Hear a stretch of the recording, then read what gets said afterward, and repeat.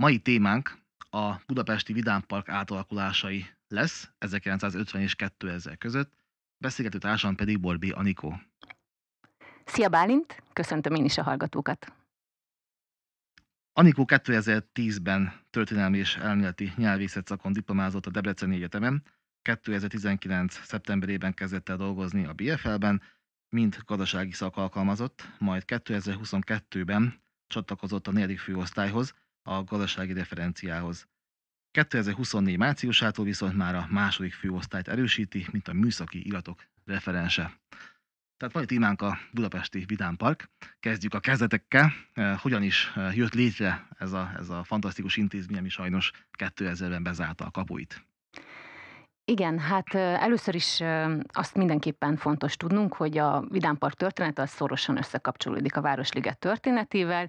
Így ilyen előzmény történetnek annyit lehet elmondani, hogy ugye tehát itt, ha a Városligethez visszanyúlunk, ott a Városliget történetében az 1896-os év egy nagyon meghatározó év, ez a milleniumi ünnepségeknek az időpontja, és itt ilyen impozáns bemutató pavilonok mellett Ős Budavára elnevezéssel egy külön szórakoztató negyedet építettek ki.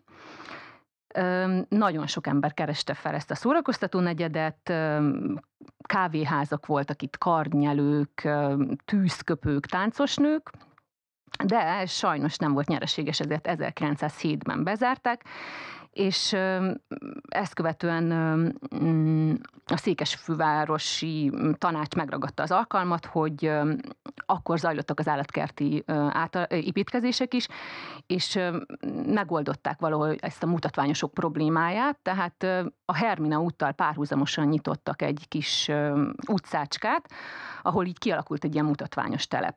Akkor ez jobban hasonlított egy cirkuszra, mint egy mai elképzelések szerinti Igen, Vidámparkra. ehhez hasonló volt, de hát ugye ilyen jellegű mutatványosok voltak, amiket itt említettem is, tehát ilyen karnyelők, tűzköpők.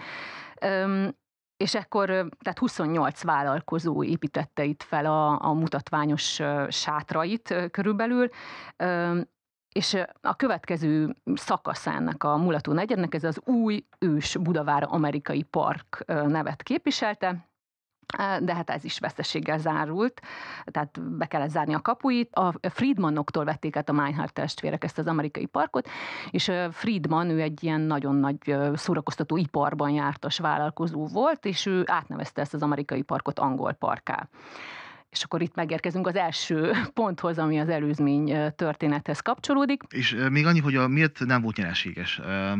Kevesen látogatták, vagy nem tudták megtölteni olyan tartalommal, ami igazán bevonza a látogatókat? Igen, valószínűleg inkább ez volt az oka, hogy nem tudták megtölteni olyan tartalommal, ami igazán bevonzotta volna a látogatókat, és ez, hogy hát valószínűleg már ekkor is változott az emberek ilyen szórakoztatás iránti igényük, ami később majd itt, ahogy majd itt kifejtjük, vagy itt kifejtem jobban, itt a Vidámpark életében is ez nagy változást okoz, hogy kicsit igényesebb szórakozásra vágytak már az emberek. Igen, és akkor ha visszakanyarodunk így ehhez az angol parkhoz, és ezzel az angol parkkal párhuzamosan létezett a Wurstli is, és amikor elérkezünk az 1950-es évekbe, ugye ez gyakorlatilag a Vidámparknak a kezdő időpontja, akkor ennek a két intézménynek az összevonásával, államosításával nyit meg a Vidámpark 1950-ben. Tehát az angol park és a Wurstlit így egybe vonták. Hát 1950 Budapestjéről az embernek nem először a Vidámpark, vagy egy Vidámpark jut eszébe. Gondolom, hogy volt valami politikai célja is annak, hogy itt a Rákosi rendszer egy ilyet engedélyezett, vagy akár szorgalmazott.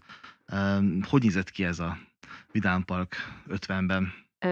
Igen, tehát amit itt fontos kiemelni, ugye, hogy a Fővárosi Tanács március 20-ai határozata alapján jött létre az Angol Park RT-ből, ez a Fővárosi Vidámpark községi vállalat, hivatalos nevén, és a belügyminisztérium április 27-én jóváhagyta ezt a döntést, és május 22-én nyitott meg új formában a Vidámpark. a, amit tudni kell a Vidám Parkról, hogy egy hatalmas nagy átalakulás kezdődött a park területén.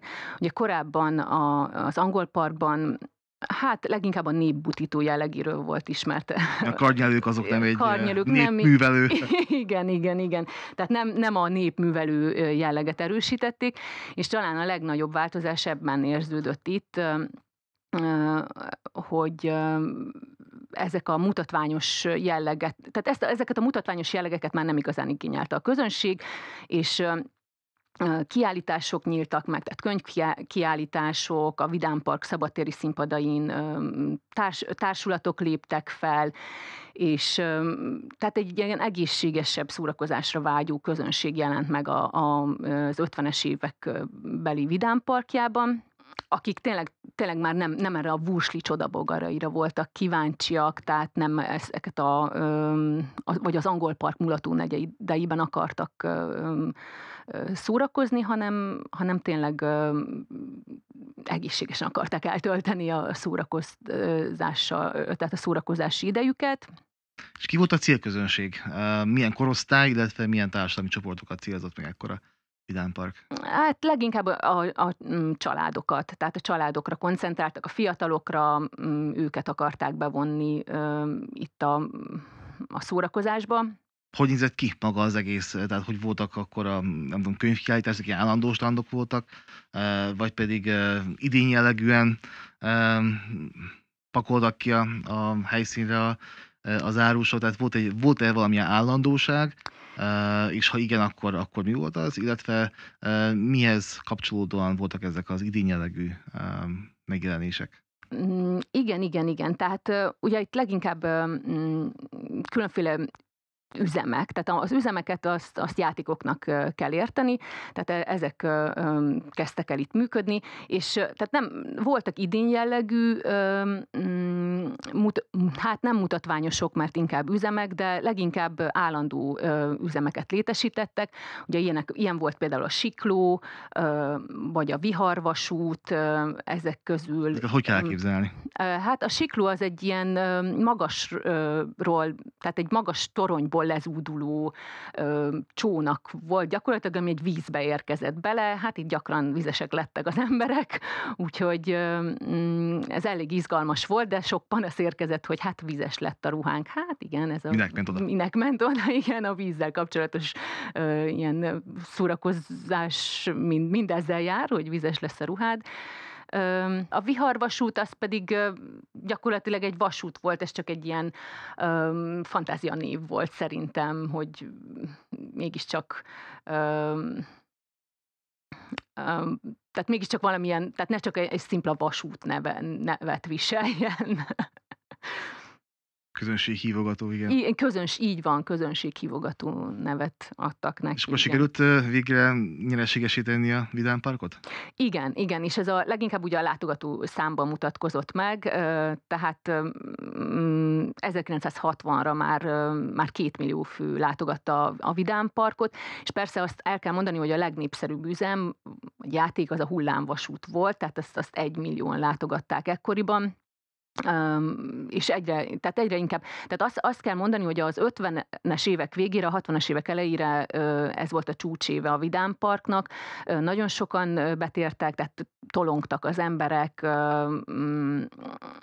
tényleg sorok álltak a Vidám Park előtt, mindenki szeretett volna felülni a hullámvasútra, az egyes látványosságokra, és ugye mindemellett a szocializmusnak az egyes ilyen, például az újító mozgalma az is meghatározó volt. Ugye itt bevonták a dolgozókat is, hogy újabbnál újabb ötletekkel segítsék a Vidám Park fejlődését, vagy a berendezések vagy szinten tartását, és ez is segítette a Vidám Parkot, valamint akik még nagy számban voltak és megjelentek, a vidéki közönség, komplett iskolák érkeztek a Vidám Parkba, hogy kihasználják a hétköznap féláru belépőjegyet. Tehát itt leginkább a vidékiekre koncentráltak, azt kell mondani, tehát a családok, vidékiek is, ami tényleg meghatározó volt még itt az a szocialista tömegturizmus, ami nagyon ide vonzotta az embereket, és így előre mutatólag ez az, ami majd ugye később a 90-es években megváltozik. Tehát ez a legnagyobb közönséget még leginkább ez adta, tehát a szocialista országokból érkező tömegek. És így van, tehát visszakanyarodva a kérdésedhez, tehát a látogatószám növekedésében mutatkozott meg mindez a népszerűség. Ide 2 kérdés jutott még Mhm. eszembe. Az első az, hogy milyen helyet foglalt el a Vilámpark a budapesti turizmus palettáján. A másik pedig az ezzel kapcsolatban, hogy a nemzetközi, de akár lehet csak a szocialista országokat is nézve, volt-e párja is, és ott hol helyezkedik el, mondjuk nem tudom, Csehszlovákiában, Romániában, a Szovjetunióban akár, tehát hogy voltak-e Lengyelországban, voltak-e hasonló intézmények, és ugye mondod, hogy külföldről is jöttek ugye vendégek, hogy milyen pluszt tudott akkor adni ezekhez Mhm. képest a budapesti Vidámpark. Igen népszerű volt, de Budapesten ugye sokan, ha nem is ezért érkeztek, de hallottak róla, hogy van, létezik, akkor elmentek a Vidámparkba, és felkeresték a Vidámparkot. Tehát elég központi, szerepet töltött be így a turisták körében. Ö, és az, hogy a szocialista országok közül azt most így pontosan nem tudom megmondani, hogy milyen rangsorban állt a Vidámpark, de azért elég az élen járt, és így van, tehát más szocialista országokban is voltak ilyen szórakoztató parkok. Hogyan alakultak a további évek? Azt mondod, hogy végül sikerült nyereségessé tenni a Igen. működést az 50-es, 60-as években. Hogyan változott ez a 70-es, 80-as Igen, évekre? igen, igen. Tehát azt tudni kell, hogy ott 60-as évektől kezdem, tehát maga a Vidámpark vállalat az a Fővárosi Tanács népművelési osztálya adta a pénzt a Vidámpark vállalatnak, viszont kiderült, vagyis hát elég nyilvánvalóvá vált, hogy itt a 67-ben, amikor is egyfajta tehát tetőzött egyfajta válság, mert 63-ban már elkezdődött egy ilyen válság, amikor is nem kapott a Vidámpark vállalat hitelt fejlesztésekre, és ez a válság 67-ben tetőzött. És akkor kijelentette ez a népművelési osztály, hogy ő nem tud egyszerűen képtelen több pénzt adni a fejlesztésekre, és 100 millió forint kellett volna ahhoz, hogy fejlesztik a Az szép Vidámparkot. összeg. Igen, és és akkor egy ilyen, ahogy fogalmaztak, egy salamoni döntést hoztak, akkor önállósították a Vidámpark vállalatot, ami azt gondolnánk, hogy ez egy ilyen negatív dolog volt a Vidámpark életében, de nem, mert pontosan innen kezdődött a felvirágzása, mert egyes források azt állítják, hogy ez nem így van. Én azt gondolom így az iratokból is kiindulva, hogy azért elég nyilvánvaló volt, hogy azért itt egy kicsit feljebb tornázta magát a látogatói számban, ami leginkább ugye mutatja a nyereségességét, és tehát a bevételben is ez mutatkozott. És ami még változás volt a 70-es években, az az volt, hogy a vezetők rátaláltak arra a titokra, úgymond, amivel több embert tudnak bevonzani, több látogatót. Ez pedig nem volt más, mint hogy olyan játékokat kezdtek el üzemeltetni, amit télen-nyáron is lehetett használni. Ugye ezt tudni kell, hogy itt a szórakoztató, vagy ez a vidámparkos vállalkozásoknál, vagy leginkább ezeknél a szabadtéren üzemeltetett szórakozásoknál a legnagyobb probléma az idény jelleg.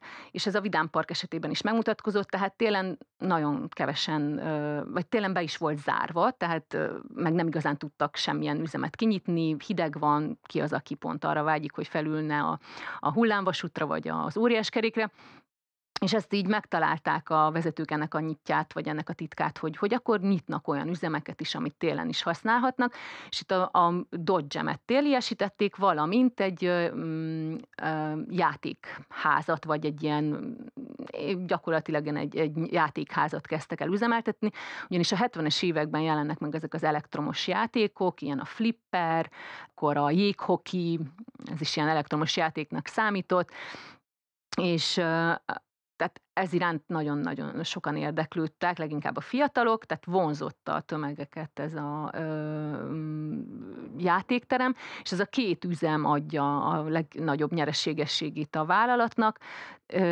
és ennek köszönhetően ilyen gazdaságtörténeti szempontból, ami nagyon meghatározó, az, hogy már 2-3 havi nyereség részesedést is ki tudtak osztani a vállalat dolgozóinak. Tehát azt mondhatjuk, hogy itt a 70-es években egy felfelé ívelő szakasza mutatkozik meg a Vidám Parknak, és aztán ezután a nyereségesség után egy kicsit visszább esik a Vidám Park, ugyanis egy devizagazdálkodás jelenik meg itt az országban is. Tehát nagyon fontos azt is megemlíteni, hogy mindaz a gazdasági változás, ugye, ami Magyarországon történt, az mind kihatott a Vidám Parkra is. Bármilyen gazdasági rendelkezést hoztak, az mind a Vidám Parknál is lecsapódott, és így ugye a devizagazdálkodás is nagyon meghatározó volt a Vidám Park életében, tehát egy devizahiány van, nagyon kevés devizát kap a Vidám Park fejlesztésekre, és egy országos tragédia is sújtja ekkor a Vidám Parkot, ez pedig tehát nem más, mint hogy leégett az elvarázsolt kastély, ami ez 79-ben történik meg, és az elvarázsolt kastély ez egy roppant népszerű üzem volt, tehát ott is hatalmas sorok álltak, nagyon-nagyon népszerű volt, mindenki ki akarta próbálni, és akkor állítólag egy piromániás gyújtogatónak az ilyen gyújtogatási sorozatának az áldozatává vált, és érdekességképpen, tehát vagy hát nem is érdekességképpen, de valójában az, mert mint kiderült utólag, az egyik dolgozó volt, aki Ó, felgyújtotta, igen. Akit, volt haláleset is? nem, szerencsére nem, ebben nem, azért mondom, hogy ebben nem, mert másban sajnos igen, de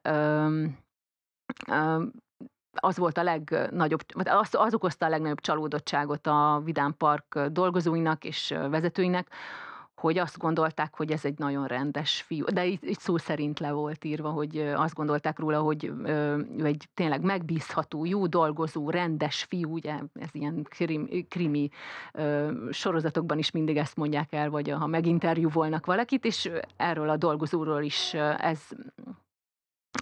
ezt a jellemzést adták, és akkor kiderült, hogy hát ő gyakorlatilag egy piromániás gyújtogató, aki felgyújtotta az elvarázsolt kastélyt, és ezzel nagy veszteségességet okozott a Vidám Parknak.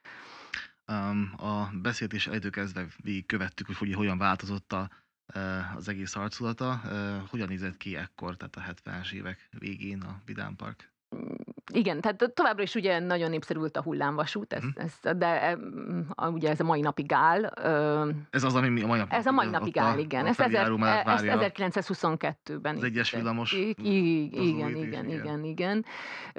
Ez továbbra is nagyon népszerű volt, ugyanakkor megjelentek, tehát próbálkoztak azért a rossz gazdasági helyzet ellenére a Vidám Park vezetői újabbnál újabb játékokat behozni, de azért érezhető volt, hogy azok a régi játékok, amik régen voltak, az már nem igazán kelti fel az emberek érdeklődését, de hát ahogy itt említettem, a Dodge Jam, a játékterem, ezek mind nagyon népszerűek voltak, és amellett megjelent a Haligali, amit így az előadásomban is említettem, és nem igazán tudták, hogy mi is ez a Haligali. Úgyhogy most itt elmondom, de ott is egy kérdésre válaszolva elmondtam. Tehát ez gyakorlatilag egy ilyen nagy tányér alakú körhinta volt, ami felle mozgott, tehát oldalirányba, és 40-en fértek fel rá, és eredetileg egy magyar gyártónak tehát magyar gyártó készítette el ezt a Haligalit, és Honnan a furcsa név ez a Haligali? Ez mit akar? nem tudom pontosan, nagyon jól hangzik amúgy Az szerintem. biztos, igen.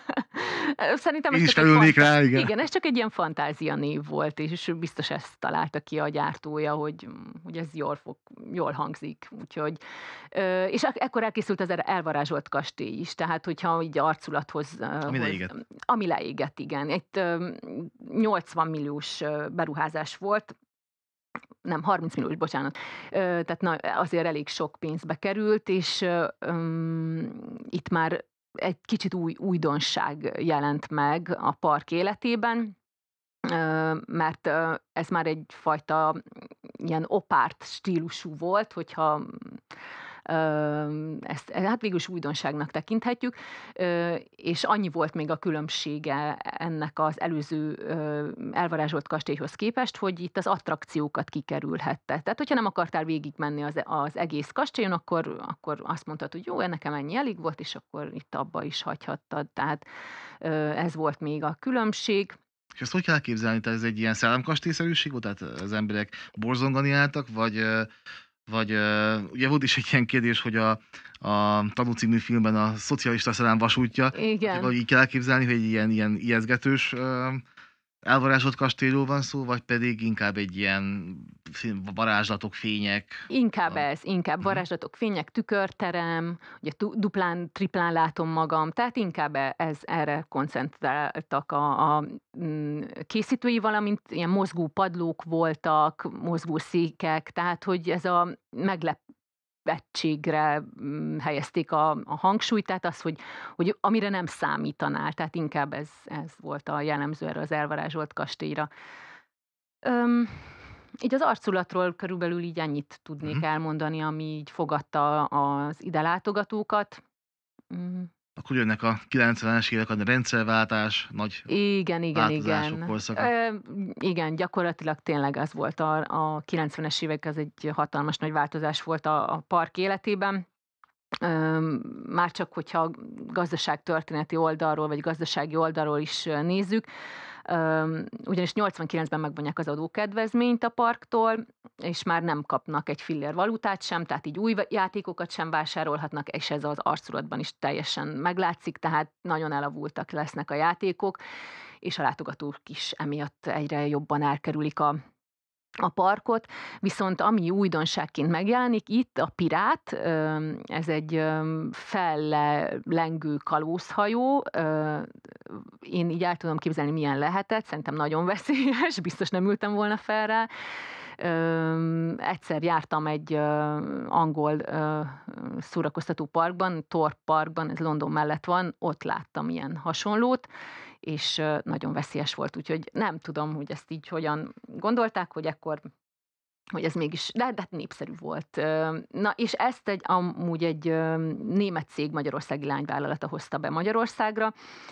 Öm, és ami még itt változás ugye a 90-es években, az az, hogy megjelent a privatizáció ügye.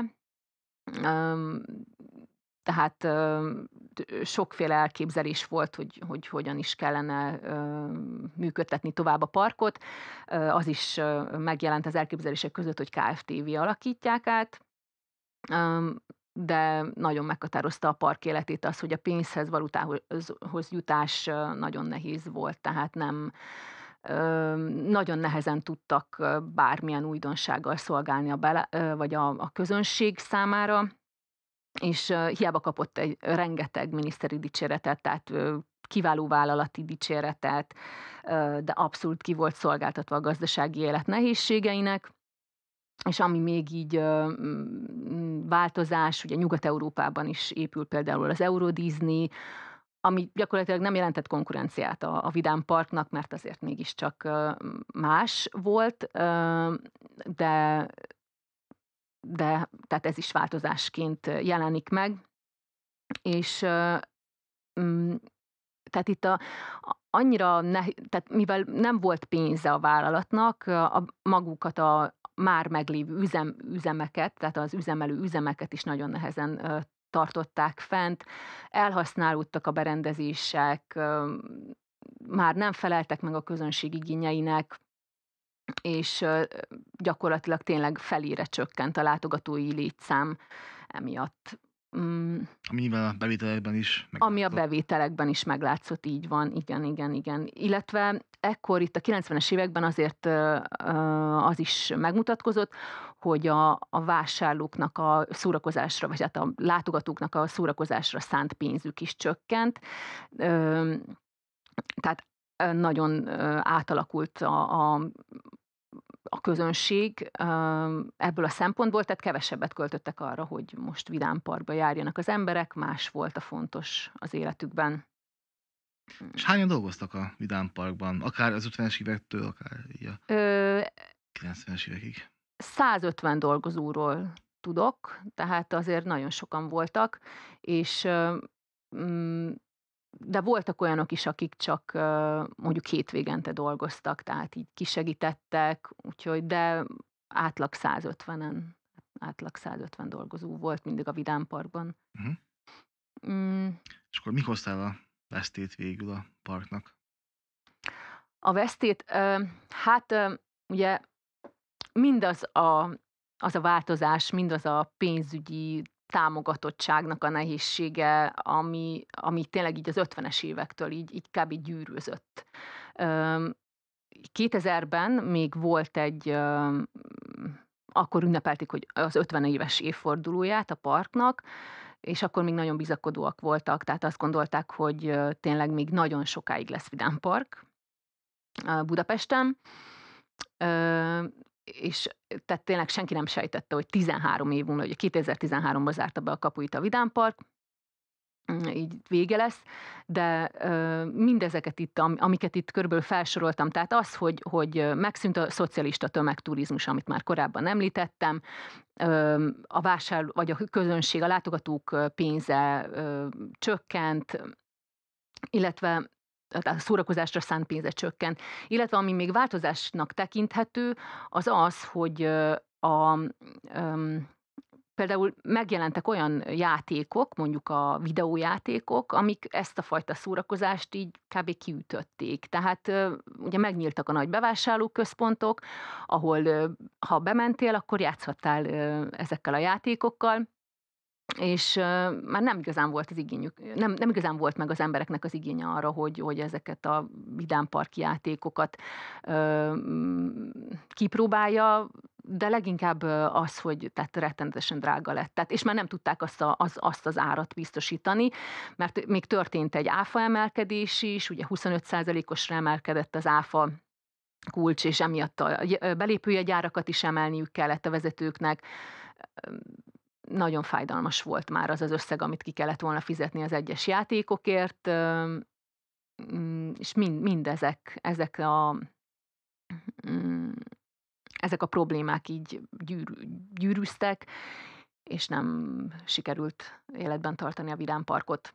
Voltak-e esetleg olyan közönség felé nyitó pályázatok, amivel szintén azt akarták elérni, hogy minél többen részesei legyenek a Vidám Park élményének, valamilyen pályázat például volt a Vidám Park részéről? Igen, volt ilyen. 1986-ban volt egy ötletpályázat, amire nagyon sokan sokféle ötletet küldtek be, és eközött volt egy Hagya István gépésztechnikus ötlete, aki egy olyan játékot szeretett volna megvalósítani a parkban, ami egy célba dobó játék volt gyakorlatilag, és ezt úgy képzelte el, hogy egy medence felett egy ilyen 1,5 méter széles fapadló deszkán 2 csinos hölgy fekszik, és a lábuknál található dobó célpontot kellett volna eltalálni az adott játékban résztvevő emberkének, és ha eltalálta ezt a dobó célpontot, akkor a hölgy beleesik a vízbe, és nagy örömrivalgások kísérték volna ezt a vízbeesést, és azt gondolta a Hagya István, hogy ez nagyon népszerű játék lenne a parkban, nagyon sok bevételt hozna, és a szocialista közízlésnek is megfelelő lenne. Hát sajnos ez a játék nem valósult meg, és azt hiszem, hogy túl sok mindent nem is valósítottak meg azok közül, amit így a közönség benyújtott ötletpályázatot, egyedül a viharvasút figuráit újította fel 2 iparművész. És ennek a pályázatnak a dokumentumai esetleg megtalálhatóak a levéltárban? Igen, megtalálhatóak, és több ötletpályázatot is el lehet olvasni, és csak egy volt a sok közül, és ami még érdekesség ehhez a Hagya István a pálya vagy ötletéhez, hogy ő egy ilyen kis skiccet is mellékelt, tehát hogyha valaki nem értette volna meg jól a leírásból, hogy milyen játékra is gondolt, akkor a rajzon nagyon szépen le van rajzolva, Megvalósítási hogy terv, igen, igen. megvalósítási terv, hogy hogyan is képzelte el. Jó, és emellett milyen dokumentumok vannak még a levéltárunkban, amik a Vidám Parkra vonatkoznak? Tehát ha valaki bejönne kutatni a levéltárra, még jobban érdekelni a téma, mint amit most elmondtál, az mit találhat a BFL iratai Igen, között? igen. Tehát nagyon sok az igazgatósági ülésről, véleményező ülésekről, rengeteg jegyzőkönyvet találhatunk az iratok között, illetve nagyon sok fényképet, tehát az egyes üzemekről fényképet, vagy mondjuk a Vidám Park életéből fényképeket, ugye itt, amit nem mondtam, de a 90-es években nagyon sok rendezvényt rendeztek a Vidám Park területén belül, úgyhogy arról is nagyon sok fénykép található meg. Illetve van még egy érdekesség, az pedig egy rajzpályázatnak a beérkezett munkái. Kokó, azaz Kovács István a boxolóról kellett rajzolni, és ez is megtalálható az iratok között, valamint rengeteg terv, tehát nagyon-nagyon sok terv is van, ami az üzemeket mutatja be. És ha jól tudom, erre már van is egy állandó kutatónk, aki erre kíváncsi, egy mérnök úr, aki ezt kutatja, tehát a Vidám Park üzemeinek a terveit.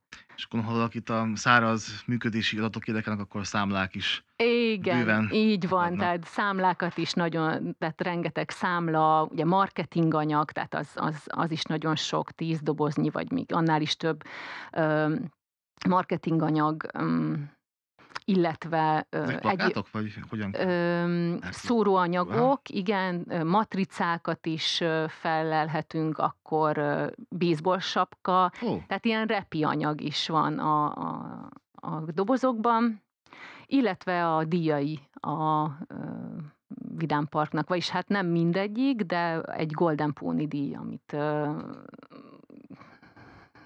hát a legjobb Vidám Park kap Európában. Igen, ez is az iratok, tehát gyakorlatilag ez tárgyi emlék, de ott megtalálható. köszönjük szépen. Az adás végén búcsúzunk hallgatóinktól. Borbé Anikó, Köszönöm, hogy itt lehettem. Józsai Ádámmal, én pedig Ternovácz Bálint voltam.